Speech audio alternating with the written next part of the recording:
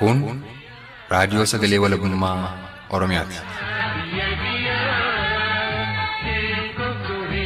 Raadiyoon sagalee walabummaa Oromiyaa sagantaa isaa torbanitti yeroo tokko dilbata galgala keessaa akka lakkoofsa Oromootti sa'a 7 hanga 7:00 akka lakkoofsa Habashaatti ammoo sa'a 1 hanga 1:00 dambalii gabaabaa meetir baandii 16 kiiloo heerzii 17,850 isiniif dabarsu amma jalqaba. Raadiyoon sagalee walabummaa Oromiyaa akeeka qabsoo kan saba Oromoo bilisaaf biyya Oromoo walaba sirna dimookiraasii faqaan bulu deebisanii gadi dhaabuuf godhamu deeggara. Akeeka qabsoo kana babal'isuufis hojjeta. Birmadummaan Oromoo dafqa dhiigaaf lafee ilmaan Oromoon dhugooma jedhee amana. Dhaggeeffattoota isaas wareegama qaalii kanaaf kakaasuuf carraaqa. Kun raadiyoo sagalee walabummaa Oromiyaati.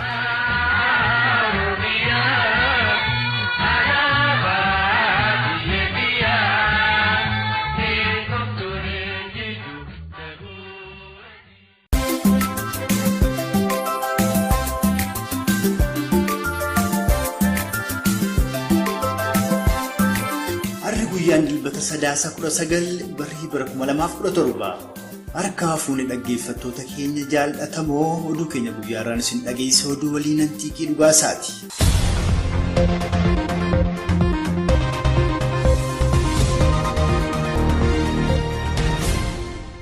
Godina Baalee Aanaa Ginniir bakka harawaa jedhamu keessatti lola sanbata kaleessaa Liyyuu poolisiin mootummaa naannoo somaalee fi loltoonni mootummaa koloneeffataa Wayyaanee wal ta'uun uummata Oromoo irratti bananiin Oromoonni 4 madaayuun gabaafameeti jira.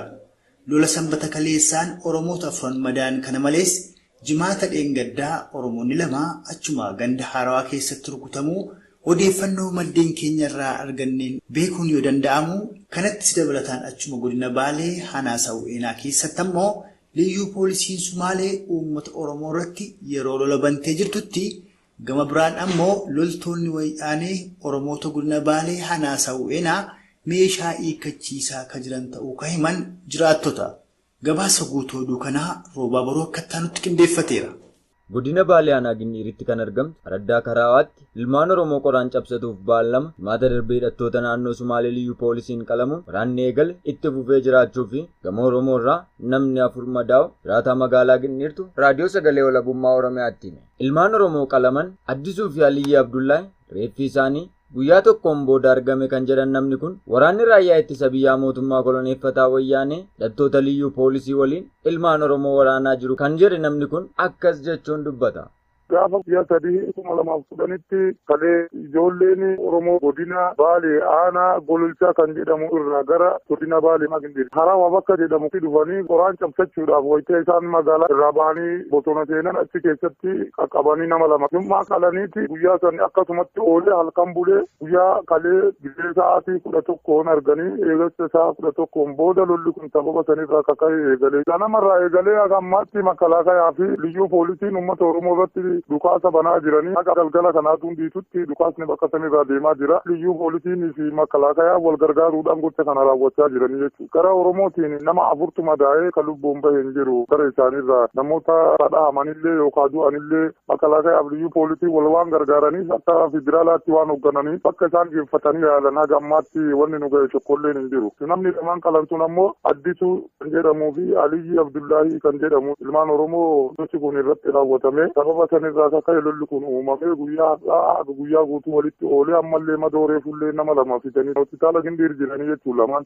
Itti fufuun namni kun akka jedhanitti torbanuma kana keessa achuma godina Baalee Gurraa Dhaamoleetti ilmaan Oromoo hidhannoo hiikkachiifamuu fi Aanaa Sawweenaa bakka Qellisaa jedhamuttis lola geggeeffameen gama waraana jiraatii 2 ajjeefamuu akkas jechuun raadiyoo sagalee walabummaa Oromiyaatti hime. Torban kana keessa Gurraa Dhaamolee gaafa 27 ji'a 2010tti Liyyuu poolisii fi makalaakayaa uummata keenyarraa meeshaa irraa hiikuuf wal gargaaranii Mahammad Haaji Abdoo, Sheekh Umar Haqoo, Mashaal Umar kan jedhamus meeshaa irraa fudhatanii jiranii jechuudha. Mashaalii kana qiletti darbanii dhufanii hospitaala roobeetti yaalamaa jira. Kadibaa awwal kan jedhamu meeshaa uummata keenyaa kennee hospitaala gobbaatti yaalamaa jira. Mooraa makalaakaa kan Gindirirra qubatetu jira. Isaan kanatu bakka kanarraa ka'anitti deemee gocha kana raawwachaa jira jechuudha. Dabalataan naannoo Sawweenaa irratti gaaf 28/2/2010 makalaakaa fi liyyuu poolisiin bakka Qillisaa jedhamtu irratti dhukaasni banamee dhukaasa irratti banan kanaan namoota hedduutu miidhamee jira. Nama lamatu du'ee gara isaaniirraa eegan ammoo fakkeessuuf jecha makalaakaa liyyuu poolisii baqatee gara magaalaa Sawweenaatti deebi. Eegatee deem booda makalaakaa keessaa ijoollee Oromoo nama 9 badee jechuudha. Namni 9 badeen keessaa namni tokko meeshaa isaa guutuu qabatee jalaa badee kana bu'ee isaanii haga ammaa hin argine. Sababni isaa uummata Oromoo irratti xiyyiitii fi yookaan dhukaasa hin taane kana hunda waan isaan irratti raawwatanii gochi hedduun isaanillee irratti raawwatamaa jira jechuudha. Oduu keenyatti aanuun ammoo manni murtii olaanaan godina Arsii Lixaa poolisoota federaalaa mootummaa koloneeffataa Wayyaanee kanneen kana dura magaalaa Shaashamannee keessatti ilmaan Oromoo gaaffii mirga abbaa biyyummaa gaafachuuf hiriira baanitti dhukaasuun ajjeesan 3 irratti adabbii hidhaa umurii guutuu murteesse jedhamullee murtiin kun murtii hojiitti kamu ta'uusaa irraa uummatni kan amantaa hin qabne ta'uun dhagahameeti jira. Murtii manni murtii olaanaa godina Arsii Lixaa jimaata dheengaddaa murteesse kanaan qaamonni hawaasaa gam tokko ka gammadan ta'ullee irra jireessi hawaasa Oromoo naannoo sanii garuu murtiin kun kan dhugaa osoo hin taane olaantummaan seeraa biyya sana keessatti waan hojiirra ooluu eegale fakkeessanii uummata sobuun warraaqsarraa gufachiisuuf kan himaammatan ta'uu fi akkuma gannoottan 26 darban kana qaamota mootummaa koloneeffataa Wayyaanee godina tokko keessatti Oromoo ajjeesan yeroof erga hidhanii booda gara godina biraatti jijjiiruun hojjechiifataa turan sana godhuuf deemu malee murtii dhugaan sirna mootummaa koloneeffataa Wayyaanee keessatti kennamu akka hin dandeenyee fi Oromoonnis ija shakkiin ka ilaalaa jiran ta'uu kan nutti hime Oromtichi magaalaa Shaashamannee irraa odeeffanne tokko akkas jechuun dubbii isaanii aanfatan. Guyyaa kaleessaa manni murtii olaanaa godina Arsii Lixaa magaalaa Shaashamannee ji'a tokkoon dura humni waraanaa mootummaa Wayyaaneedha hiriira nagaa irratti poolisii federaalaa irraa ijoolleetti dhukaasanii ijoollee sun ajjeesanii turanii. Booda suni kaleessa gara mana murtii dhiyaateetti akka murtiin itti kennamu taasifamee jira. Namni guyyaa sun wareegame tokko Maammad jedhama tokko ammoo Abbuush Dastaa jedhamu tokkodha. Walumaa galatti gara ijoollee 3 akkasitti jaarsa maanguddoo tokko dabalatee jechuudha. Yeroodhaa fi amma warri murtiin umurii guutuutti murtaa'e kun asumatti mana sirreessaa godinaatti kan jiranii achuma turanii jedhanii waan boodaan dhufu ammoo uummannis guutumaan guutuutti dhibbatti kana jiree wanni amane hin jiru maal jennaan kun sirna duraan darbeettillee akkaatuma kanaan dura taa'amaa ture humnoonni waraanaa yeroo nama tokko ajjeesanii murteen irra darbaa jedhama achiin ammoo bahanii gara naannoo biraatti akka jijjiiraman taasisanii achirraan gara hojii isaaniitti akka bahanidha. Uummanni illee waan akkasisan irratti dhibbatti fudhachuu baay'ee rakkisaadha. An akka mataa kiyyaatti illee diraamaa seenaa jireetiin shakkii guddaa qaba malee Oromoodhaaf yaadanii yookaan ijoollee teenyatanurraa dhumatte yookaan wareegamteef yaadanii natti fakkaatu maaliif jennaan yeroon kun yeroo uummanni karaa jiru tokkummaadhaan ka'eetiin sirna kana hundeedhaan buqqisuuf sochootti jiru waan ta'eef tasgabbii siyaasaatiif jecha ittiin hojjetan jedheetti yaada akka nama tokkootti kanumaa wal qabatee badii tokko malee manneen gurguddoo biyya kana keessa jiran keessatti fakkeenya warra akka hoogganaa uummata Dr. Maraaraa Guddinaa fa'aa Baqqalee Garbaa fa'aallee nama hedduudha ka badii tokko malee manhidhaa keessa dararamu jiranii kana malees ammas maaster pilaanii jedhanii yeroo bara 2014 irraa jalqabeetti haga ammaatti jeequmsa guddaa akkasuma wal qabatee jiru. Barattoonni karaa adda addaatiin uummata Oromoo irraa namoota hedduuti karaa maaster pilaanii kanaan hidhamanii maaster pilaaniin egaa dogongora ta'e fudhatanii uummatni karaa maaster pilaanii morme kunis bilisaan gadhiifamuu malan sunis hin taane ammas garamitti akka deemamu kun baay'ee nama rakkisaa amanuudhaa fi akka nama tokkotti baay'ee na dhiba jechuudha. Kun kanaan osoo jiru godina Qellem Wallaggaatti hawaasni Oromoo lakkoofsaan danuu ta'an magaalaa Dambidolloo fi aanaa Sayyoo keessaa tikootaa fi loltoota Wayyaaneen butamuun achi buuteen isaanii kaadhabamaa jiru ta'uun dhagahameeti jira. Abbootiin qabeenyaa Oromoo dargaggoonnii fi qaamonni hawaasa Oromoo torbanoota lamaan kana magaalaa Dambidolloo fi aanaa Sayyoo keessaa qabamuun magaalaa Dambidollootti walitti qabamanii hidhamanii turan jimaata dheengaddaa halkan ammoo achirraa bakka hin beekamnetti fe'amuu kan hime qeerroon Oromoo jimaata dheengaddaas barsiisaan tokko abbaa torbee bakka inni jiru beektaa hime jechuun erga magaalaa Dambidolloo keessatti dararamaa ture booda achirraa gara hin beekamnetti kan liqfame ta'uu fi dabalataanis sanbata kaleessaa dargaggeessi tokko magaalaa Dambidolloo keessaa qabamuu akkas jechuun nutti hime. Qeerroon Oromoo ka magaalaa Dambidolloo irraa odeeffannoo raadiyoo sagalee walabummaa Oromiyaaf kenne kun. Godinni Godina Qellem Wallaggaa waan poolisiin osoo hin himamin labsame waan jiru fakkaata. Darbee kana guutummaa isaa wanti beekamaa jiru namootuma duraan shakkiidhaan hidhan deebi'anii fudhatama qabanii dararaa kan jiranidha. Namooti torban lamaan darbee keessa qabaman kaleessa galgala naannoo sa'aatii jaha keessaa kan jechuudha. Duubaraatti fe'anii jiru. Uummatis odeeffannoo sana qaba ture.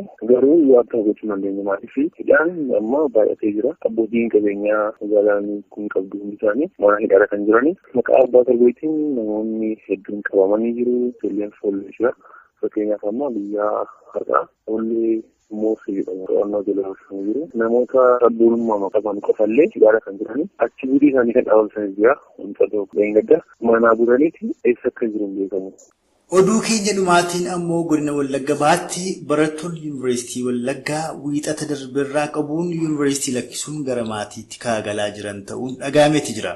Sababiin barattoonni Yunivesiitii Wallaggaa akka lakkisan isaan taasises barattoonni erga barnoota xumuranii eebbifamanii booda qormaanni dabalataa exit exam jedhamu kennamuufiin barattoota san darbaniif qofaa waraqaan eebba isaanii akka kennamuuf tumaa waajjirri barnootaa federaalaa tume mormuun erga gaaffii bulchiinsa Yunivesiitii Wallaggaa gaafatanii bulchiinsi Yunivesiitii Wallaggaas deebisuu fi dadhabee barattoonnis Yunivesiiticha lakkisuun gara maatiitti akka galan kahime barataa Oromoo Yunivesiitii Wallaggaa lakkisuun gara maatii isaatti galee jiru kana.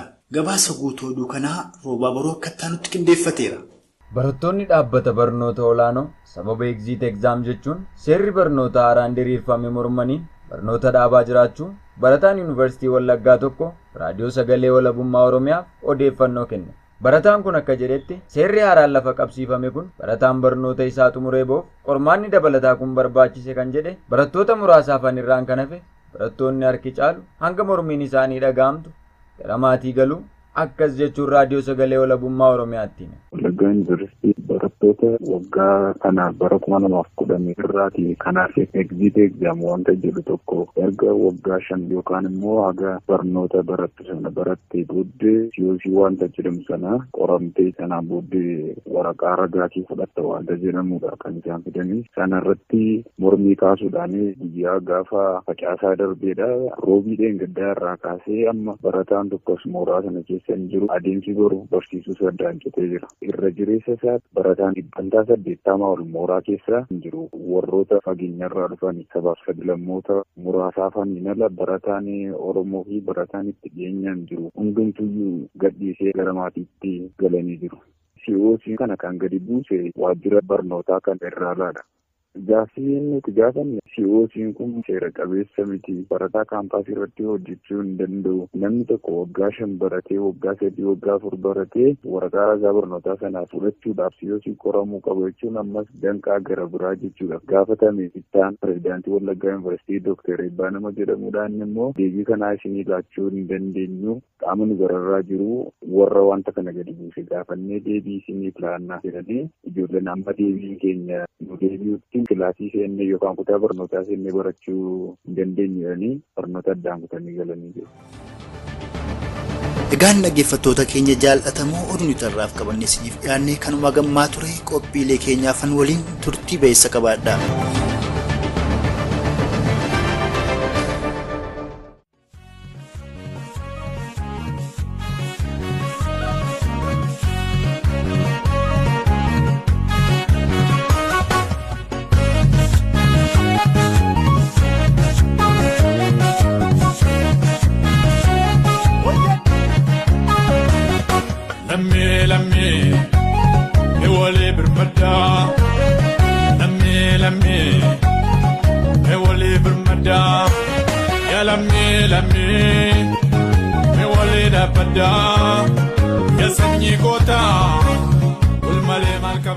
Qophiin keenya akkuma itti fufetti jira.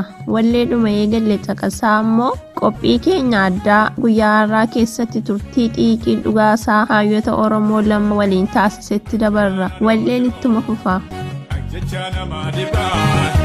Barattuu faallaa ta'ee kanaaf namni gonkumaa. Barattuu faallaa ta'ee lammii kanaaf geroo gonkumaa. Kanaaf geroo gonkumaa.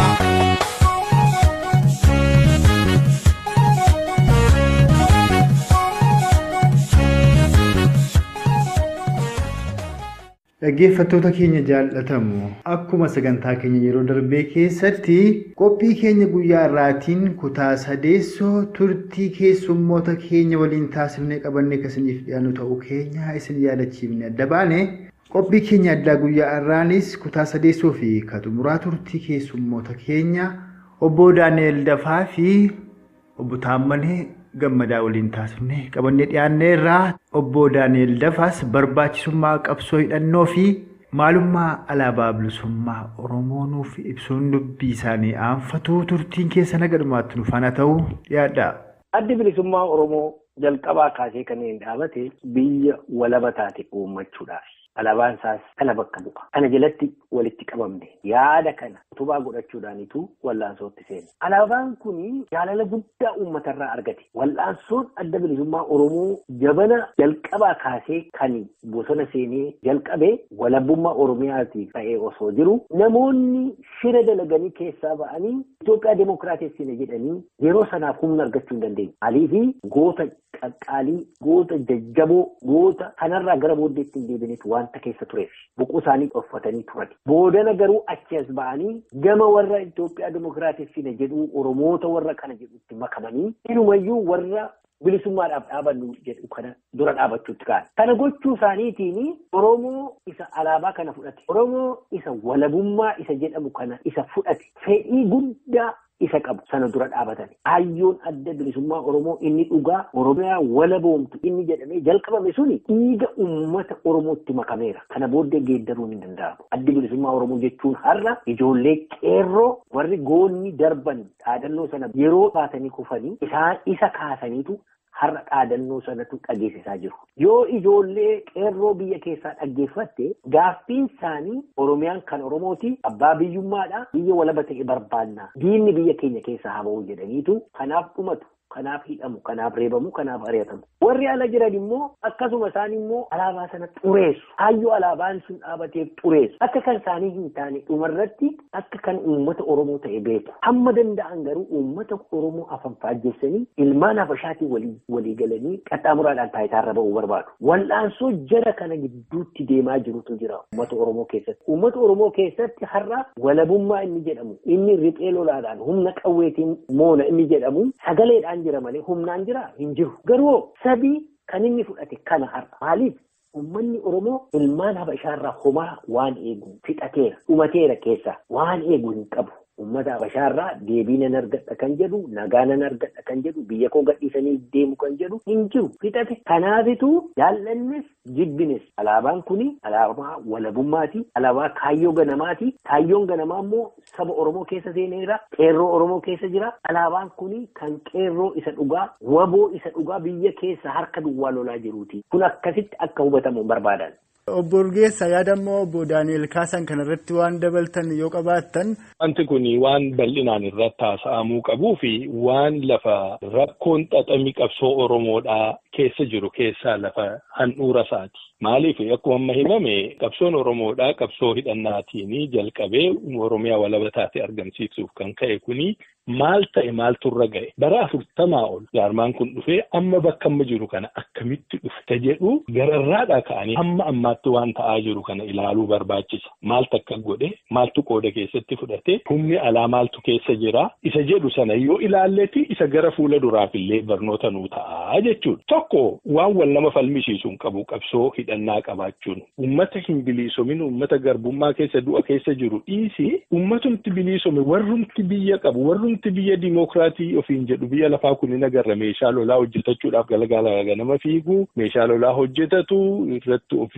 ijaaru irratti of guddisu maaliif kuni waanuma addunyaan ittiin jiraataa jiru yoo kabajaa barbaadde yoo akka dhiibbaan sirratti hin dhufne barbaadde yoo akka diigami sirratti dhufu hin barbaaddu ta'e ijaaramu hidhachuun waan gaaffii hin qabnedha. Jecha tokkotu jira jechi kun warrumti diktaatoroonni tokko illee dhimma itti ba'aa turan kan hin dammaqin kan hin hidhatin kan hin ijaaramin waa tokko gochuu hin danda'u kan jedhutu jira. Wanti kun sadan walitti jira. Dammaquutu irra jira uummati tokko ijaaramuutu irra hidhachuutu irra jira. Kun sadan uummata tokko barbaachisaadha. Yoo biyya qabaattes yoo biyya qabaachuu barbaaddes kana ijoollee baratanidha of keessatti beeku Kanallee hin beeku jedhee namanaa dhibbatti namana tokko kun. Inni karaa biraa qabsoon hidhannaadhaa hin jiru isa biyya keessa amma jedhu. Nagada ta'eerannis dhiifama garuu yeroon akkas jedhanii walumatti qabaa dhugaadha warra uummata Oromoof dhiiga isaanii gannaquuf qophaa'e hamma jiran tokko hunda isaanii kanatti dabalee xureessuu hin barbaadu. Maaliif namoonni garaa isaanii guutuu dhuguma qabsoo Oromootii fi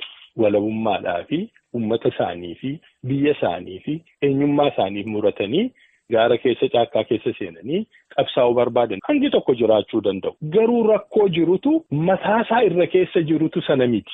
Akkuma kanaan dura bilisummaa Oromoo mataasaa keessa hoogganasaa keessa namoonni faallaa kanaa ta'an keessa guutanii wanti kun bakka hin gahin hafe ammallee jaarmaan tokko waan kana fakkaatu warra qabantu jiru. Biyyumti isaan jiran namni isaan waliin hojjetan walii isaan deeman teessee yoo seenaasaa ilaalles wanta isaan godhanis ilaallee warra walabummaa Oromiyaa dura dhaabbatanidha. Itoophiyaa keessatti warra nu fedhanidha. Adda bilisummaa Oromoodhaa 91 dura maaltu irra ga'e maaltu ta'aa ture. Deebisees immoo 91 akkamitti kunillee ta'e. Eenyu kan kana keessatti qooda fudhate. Isa jedhu biyyoota kana keessatti qooda fudhatanii bakka nu amma jirru kanatti nu fidanii ijoolleen si'ana jiran kun kana hundumaa beekanii yoo of ijaaranii diinarraa of qulqulleessanii of danda'anii socho'uu yoo danda'an qofa. Tole ulfaadha Borgeessaa gama kiyyaan gaaffiileen har'aaf qabu goolabeerraa dhumarratti dhaamsa waliigalaa yookaan yaadii afe jettan yoo jiraate obbo Daani'eel irraa jalqabnee obbo Borgeessaanis itti fuftanii dhaammatuu dandeessu jechuudha. Obbo Daani'eel dhaammatuu dandeessan. Ijoollee Oromoo dargaggoo Oromoo warra har'a kutatanii Oromiyaa walaba taate tokko arguu warra hawwaniif waan nama afaan faajjessu waan nama karaarraa nama ceesisu kanatti hin xiyyeeffatina. Mammaaksa warra keenyaa durii kan abbootii keenyaa durii jira. Namni arbatti qaxxisu qurupheetti naggaamu. Qurupheen tokko halkan tokko si quubsuu dandeessi. Garuu hamma arba sanaa si hin geessu.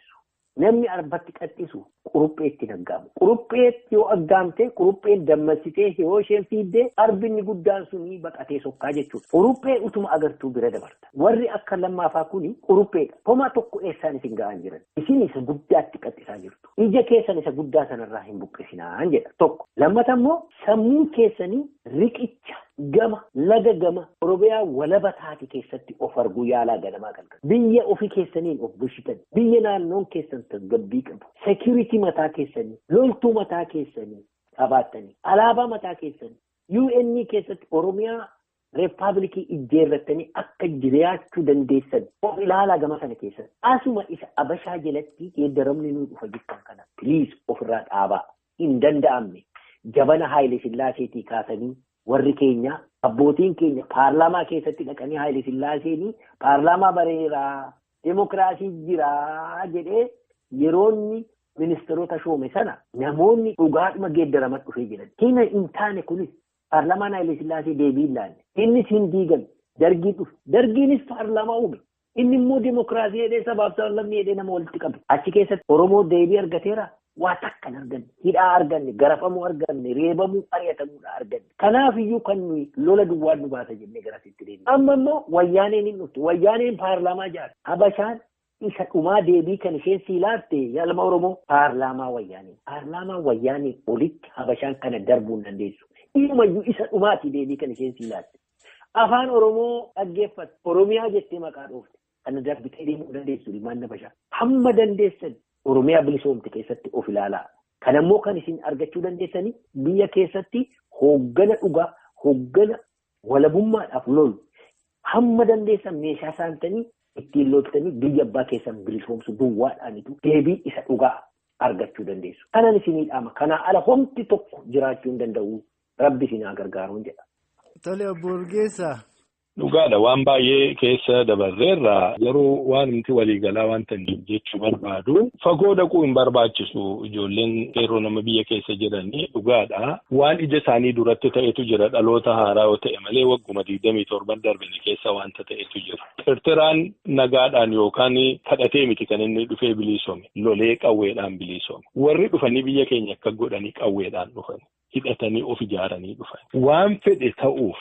ummati of hin ijaarin kan nu hamma ammaatti ummati Oromoo miidhamee garboomee hin hiikkachiisanii qawwee irraa fudhatanii hamma ammaatti isa kanatti jira. Isa isaan godhan immoo utuu hin ta'in ammallee warra afaaniin Oromoo hiikkachiisutu jira. Afaaniin hin danda'amu hin dandeenye warra jedhutu jira galgalaa ganama. Kana dhugaa miti warri akkas jedhu kuni warra yaadi isaanii bitame warra ofii isaatii waa gochuu hin barbaannedha. Dhalooti amma jirtan yoo dhugaadha biyya sana keessatti ulfinaan jireenya uummata Oromootiif egeree uummata Oromoo murteessuu barbaadanii of ijaartanii hidhattanii humna taatanii hiree keessan murteessuu danda'uu qabdu. Biyya lafaa kanarra humnatu hojjetaa humna malee waan hojjetu hin jiru. Warri qawwee guurratee dhaqa lafa dhimma isaa hin agarra. Kunoo asii dhaqanii qawwee guurratanii dhaqanii lolanii ajjeesanii cabsanii waan barbaadan godhu.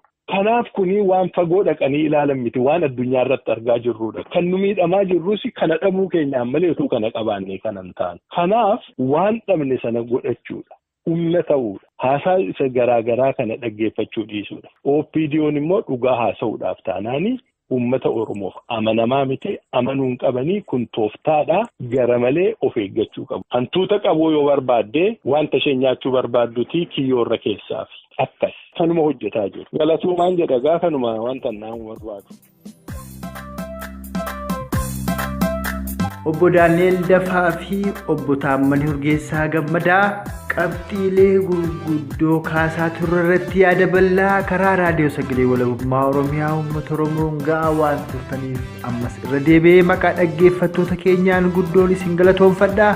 Egaan dhaggeeffattoota keenya jaallatamoo kanatti aansuun ammoo kan isiniif dhiyaatu dhaamsa raadiyoo sagalee walabummaa Oromiyaati. Dhaamsaaf roobaa buruufinootii gama kiyyaan uumaan nama borii ni tolchinnaa nagaatti.